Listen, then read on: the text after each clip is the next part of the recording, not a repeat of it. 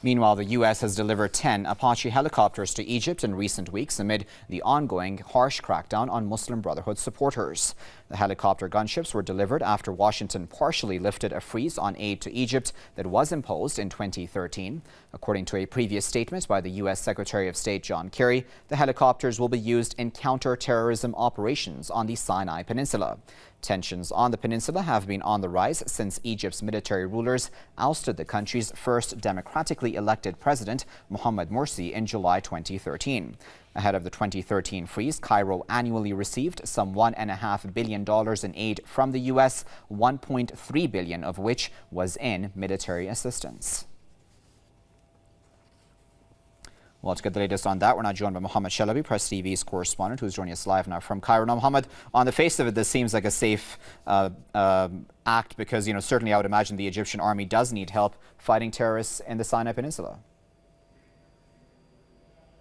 Yes, Waqar, it does. And I guess the significance of the shipment of these 10 Apache helicopters that has been really awaited for so long and that has been delayed more than once is significant because it means, according to many observers here, that the relationship between the U.S. administration and the Egyptian military-backed government is now as normal as it gets, or at least between the Pentagon and the Egyptian Ministry of Defense. Egypt does need to fight against militants in the Sinai Peninsula, which have been behind a wave of terrorist attacks that have escalated since the army overthrow of the Muslim Brotherhood's Mohamed Morsi from presidency nearly a year and a half ago. But also the U.S. seems to have finally made a decision to deliver these Apache helicopters at the moment because it does need Egypt in the coalition it is trying to build.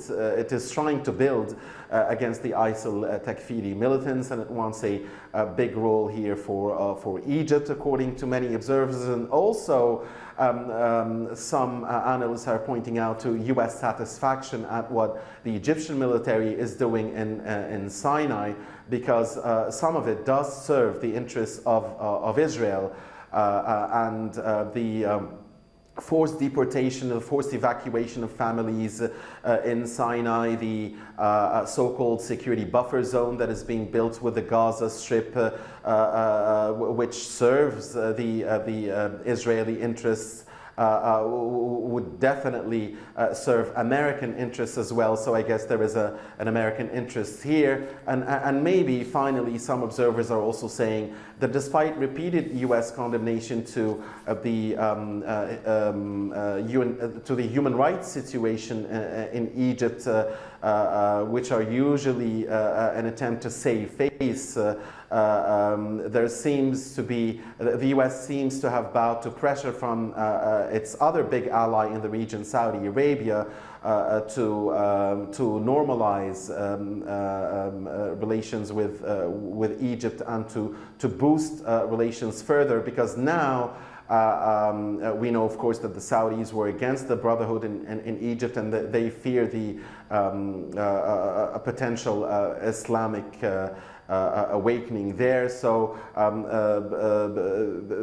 the theory here is that the Saudis are helping the Americans in the oil market by not pumping more oil to keep the international oil prices down, and the U.S. is adhering to Saudi demands across the region, especially when it concerns Egypt. But finally, Waqar, that is not to say, of course, that Egypt does not need this equipment to fight out militants in Sinai. The hope here is that in Egypt that it won't be used beyond that, and that there will be at least a minimum respect of human rights. Waqar. Okay, Mohammed, as always, thanks very much for that. That was Mohammed Shalabi, Press TV's correspondent, who was speaking to us live from the Egyptian capital.